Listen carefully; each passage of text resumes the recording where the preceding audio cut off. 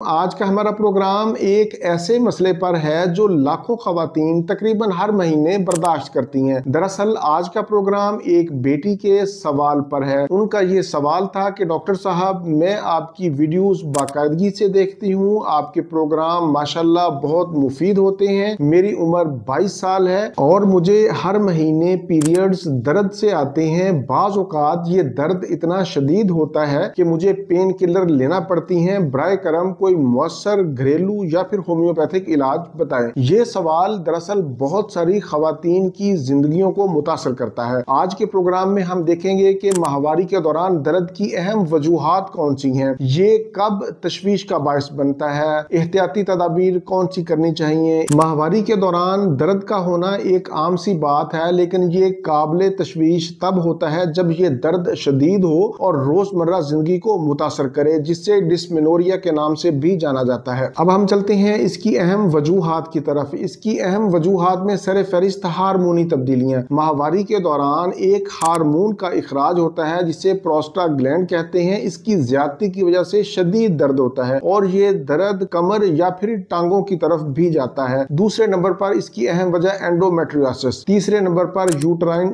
فائبرائڈز، چوتھے نمبر پر PID یعنی pelvic inflammatory disease. یہ ایک طرح کا انفیکشن ہوتا ہے جس میں ماہواری کے دوران اخراج درد سے ہوتا ہے اور بدبودار ہوتا ہے۔ اس کے ساتھ ساتھ بخار اور تھکن کی کیفیت بھی ہوتی ہے۔ ماہواری کے دوران درد کی ایک اور اہم وجہ کم عمری بھی ہے۔ اگر کم عمری میں ماہواری سٹارٹ ہو جائے تو پھر بھی درد کی شدت ہو سکتی ہے، یا پھر بہت زیادہ ذہنی ٹینشن اور ڈپریشن بھی درد کا باعث بنتا ہے۔